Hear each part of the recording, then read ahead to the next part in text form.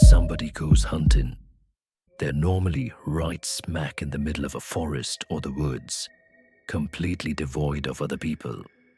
It seems like the perfect setting for a horror story, right? These three supposedly true stories will show you just what can go wrong while hunting. The first story was submitted to me in June by somebody named Robert Shernaman.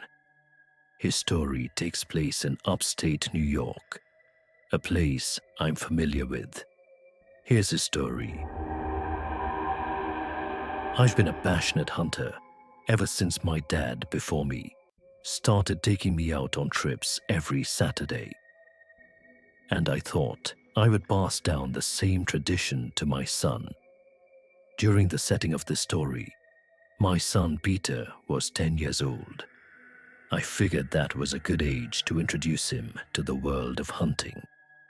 I armed Peter and myself with Remington Model 7.9/8 sniper rifles, though I carried both until we reached the spot where I usually find game. We could have used the deer hunting tower hidden deeper in the woods, but I figured that wouldn't be the best first-time experience. Once we were set up, I handed him the gun. I had already taught him the basics of firearms, so it wasn't like I was taking him out there with no experience. There was a lot of waiting, more waiting than usual in that certain spot. I could see Peter was getting bored, constantly yawning and sighing, and that disappointed me. I didn't want him to think this sport was boring, so I packed up our stuff and told him we were moving. He perked up a bit with excitement, which made me happy. As soon as we started walking, I heard footsteps. I silently put my arm in front of Peter and motioned for him to raise his gun. He did so with excitement until I spotted someone's head peeking from behind a tree in the distance. I immediately pushed the gun down. I gave the man a quick, apologetic wave, and he disappeared behind the tree.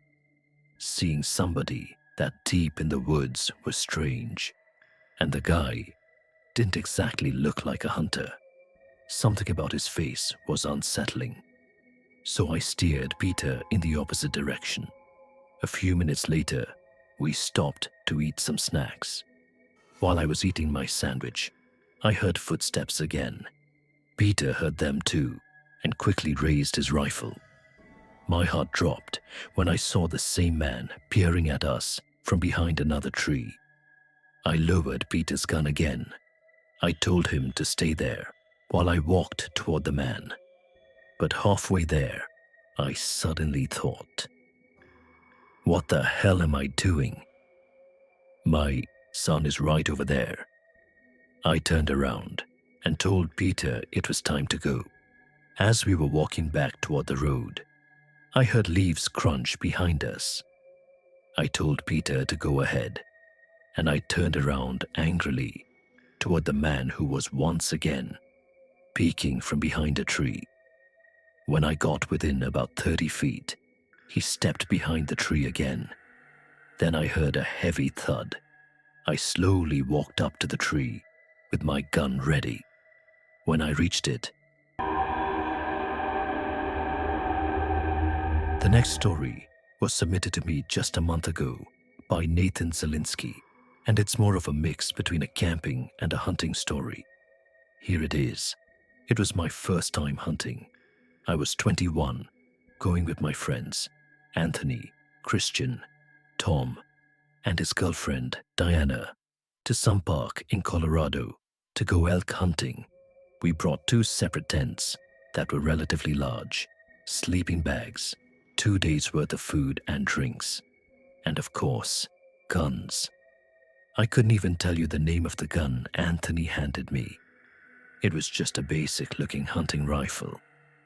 Honestly, I didn't know how I felt about the whole thing. Killing a living, breathing animal that has just as much of a will to live as merely for so-called fun didn't seem cool to me. But it was like the fifth time Anthony offered, and I felt like I had to say yes. I decided I wouldn't shoot any animals. About halfway through the car ride, Anthony pulled into a lot. We unpacked the car and proceeded to hike about a mile into the woods before setting up camp. First thing after setting up camp, we all followed Anthony's lead as he proudly babbled on about hunting techniques. I wished I had someone to laugh about it with, but everyone else seemed serious about it as well.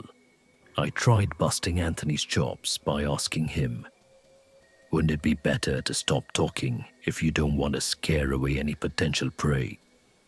He got pissed. I could tell he took this really seriously, and from there on, I shut up. And by there on, I mean however long things were going normal, and that wasn't long. During our hunt, we ran into a rather strange group of people. 3 rather large, dirty men with long, sticky hair. They looked like they belonged to some kind of inbreeding house deep in the woods. They looked at us and sort of nodded their heads as if to say hello as we passed by them one by one. We were officially freaked out. It might sound like something that would be laughable, but under the circumstances, it was horrifying. We were deep in the woods, far from the lot, which was, for the record, completely empty. And it may sound exaggerated, but these 3 looked like creepy lowlives who could be dangerous. Thankfully, though, they didn't follow us, which allowed for us to peacefully go on with our hunt. Anthony ended up killing a deer. We didn't find any elks. We dragged the deer all the way back to our campsite, and that was actually our dinner for the night. Anthony and Tom went through a disgusting, bloody process of skinning, and I'm pretty sure gutting the deer, but I didn't watch for more than a few seconds. Anthony made us venison burgers. He came prepared with the buns and everything. While I didn't particularly agree with the sport, I was impressed with Anthony. We went to sleep first thing at dark, with the fire still going outside, and I was having a really bad time trying to get comfortable in that sleeping bag. Anthony and Christian seemed to fall asleep quickly, while I, on the other hand, had to be rolling around for at least 2 hours. I've always had a hard time falling asleep in sleeping bags. I was actually about to get up and go outside to pee when I heard footsteps coming from outside the tent. I opened my mouth to call out Tom or Diana's name, but I realized, what if it wasn't them? I laid silently and listened. In an unexpected instant, the zipper to our tent got pulled down, and I threw my head down to the side and acted as if I were asleep. There was a short pause before the zipper got pulled back up. I waited until the pairs of footsteps moved away.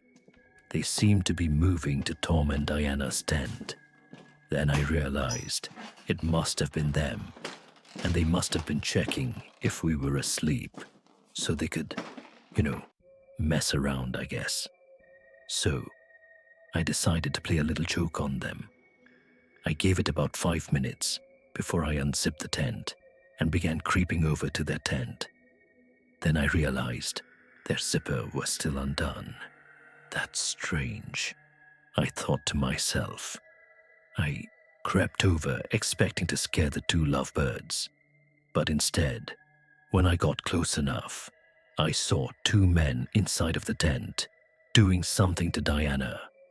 At that moment, I screamed as loud as I could, mostly out of fear, but also to wake everyone up. Anthony and Christian stormed out from the tent with their rifles. When the 2 men fled from the tent, I realized something. They were the same 2 men we had seen earlier. Tom and Anthony fired rounds in their direction to scare them off. However, something even more horrifying happened after that.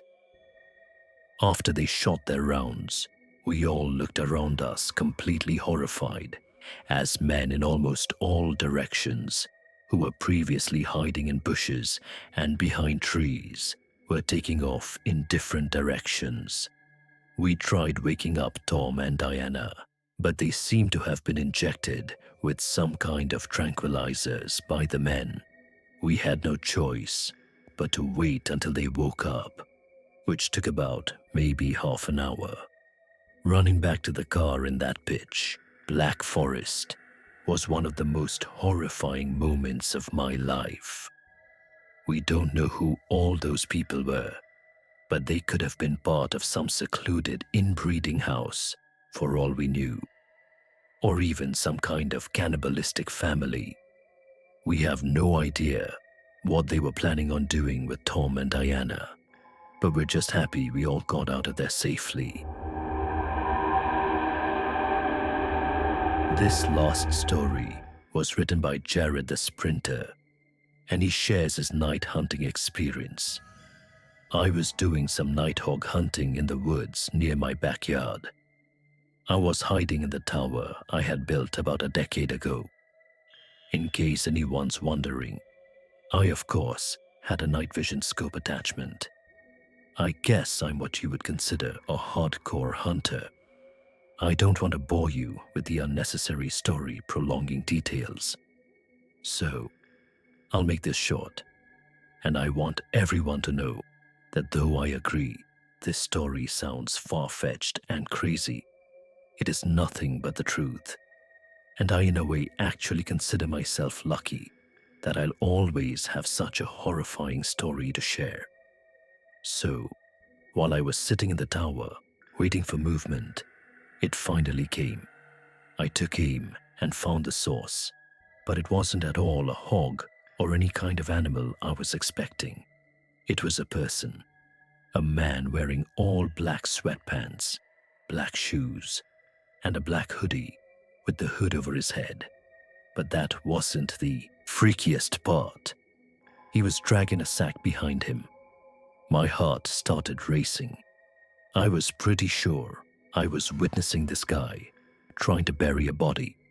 I continued to watch him, but then he slowed down, and I swear to God, it looked as if he turned his head up to me. I ducked down under the wooden walls of the tower, shaking in my boots. Yes, I had a gun, but just the idea of using it against a person is horrifying. I lay low, praying to God that he hadn't seen me. It wouldn't make sense if he could, though. It's practically pitch black out here. Or at least, that was my logic. Seconds felt like an eternity as I waited for the footsteps and the leaves to move elsewhere. But I didn't hear any footsteps. All I heard was the sound of a foot hitting one of the wooden planks on the ladder of the tower. I felt the entire tower vibrate and shake as there were 2 more steps moving up the ladder. At this point, I was asking myself deep down, am I going to be able to shoot someone?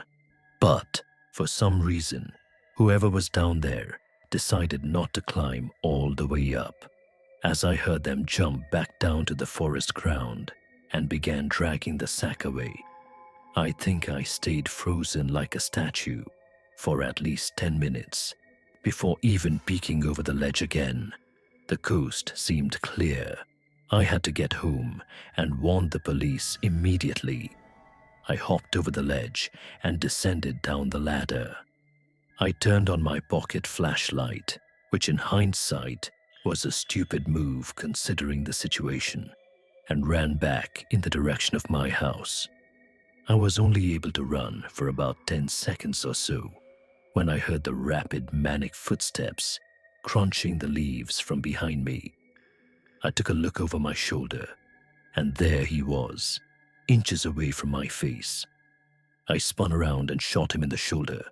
He stopped and screamed in agony. And I took that moment to finish my dash to my house. Again, in hindsight, I should have held him hostage somehow, but that doesn't even matter now. I called the police, who showed up within 15 minutes with a whole search squad. And I led them all into the woods to the exact location where I shot him.